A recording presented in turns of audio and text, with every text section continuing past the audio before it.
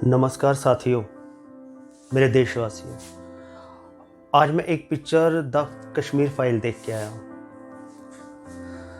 Picture देखकर जो मेरा हाल हुआ वो खैर मैं क्या बयां करूँगा। जो भी इस पिक्चर को देख के आया वो अपने आप ही अपने हाल और अपने जो इमोशन आपको बयान करेंगे। उस पिक्चर में तह तक जो हमारे पंडित भाइयों के साथ कश्मीर में हुआ उसकी एक एक सच्चाई इसमें बयां की हुई है कि कैसे कुछ तथाकथित राजनीतिक पार्टियों ने अलगाववादियों के साथ मिलके जो उन पे अत्याचार हुए वो इस जुबान से बयां करना बहुत मुश्किल है। मतलब इतना कुछ हो गया, इतना कुछ हो गया, दिखाया सिर्फ इतना गया, हुआ इतना सब। आखिर क्यों? इस सवाल के जवाब भी आप लोगों के पास है। यह हुआ इसीलिए कि हम बटे हुए हैं। हम बटे हुए थे और अभी भी कुछ बटे हुए हैं। भाइयों, मैं आपसे एक बात करना चाहता हूं। अपने धर्म की रक्षा करना कोई बुराई नहीं है, किसी भी तरह की कोई बुराई नहीं है। आप अपने धर्म के लिए अपनी धर्म की रक्षा कर सकते हो, कुछ भी अनैतिक कार्य किए बिना, क्योंकि हम किसी के धर्म पे आंख नहीं उठाते हैं। ये पार्टियां और ये लोग इसलिए हम पे हावी हैं क्योंकि उनको पता है हम लोग बटे हुए हैं। आज यदि हम बटे ना होते तो कश्मीर में हमारे पंडित भाइयों का ऐसा हाल नहीं होता। ये तो शुक्रगुजार है एक हमारे शासक का, मोदी जी का। 7 साल में मोदी जी का जो भी उन्होंने किया, मैं नहीं कहता कि हिंदुओं के लिए, उन्होंने अखंड भारत के लिए किया। मैं कोई धर्म जातिवाद पे विश्वास नहीं रखता, सब एक है।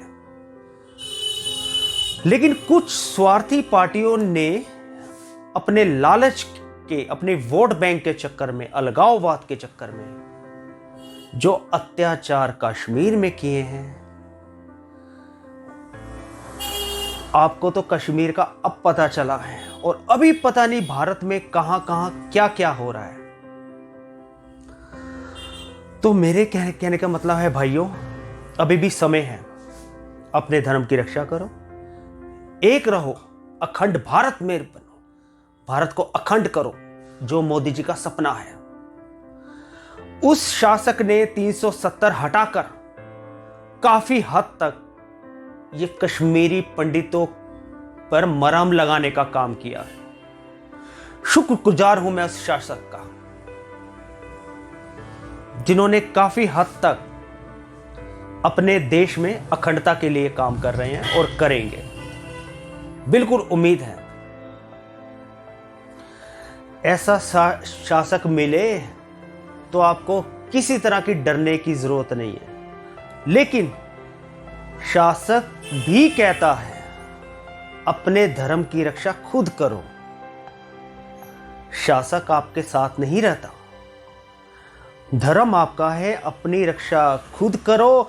और ऐसा ना हो कि आने वाली पीढ़ी जो हमारी होगी उनको भी ऐसी पिक्चरें बनानी पड़े अत्याचार की। सब एक हैं, अखंडता के साथ रहो और अखंडता के साथ ही आगे बढ़ो। और भाइयों बहनों, मैं एक बात और आपसे कहना चाहता हूं कि जैसा ये पिक्चर आपने देखी है, कोई भी आपका कोई भाई बहन जो ये पिक्चर की टिकट लेने के असमर्थ है, हो सके तो उसकी सहायता करके उसको पिक्चर जरूर दिखाओ, उसको इतिहास से रूबरू जरूर कराओ, तभी भारत आगे बढ़ेगा। और आपको पता है कि मुगलों ने शासक क्यों किया? मुगलों ने शासक किया जयचंद की वजह से, क्योंकि कई जयचंद हमारे बीच हैं जो अपनी राजनीतिक रोटियों के लिए, दो निवाले के लिए सब कुछ कर जाएंगे। आपको ही नहीं पता चलेगा, आपके बीच में ही होंगे कई। उसके बाद अंग्रेजों ने राज क्यों किया? अंग्रेजों ने भी ऐसे ये राज किया। कुछ रियासतों के राजा महाराजा उनके पिट्ठू बन गए। अभी भी वही हाल था। ये तो अभी 7 साल से, 2014 से आप बोल सकते हो, धीरे धीरे स्थिरता आती जा रही है। और कई पार्टियां हम लोगों से, हमारे बीच में रह के चाहे दिखावा कर रही हैं। वो दिखावा चुनावी मेंढक है। एक होता है बरसाती मेंढक, वो है चुनावी मेंढक। उनसे भी सावधान रहना जरूरी है, वरना फिर वही हाल होगा।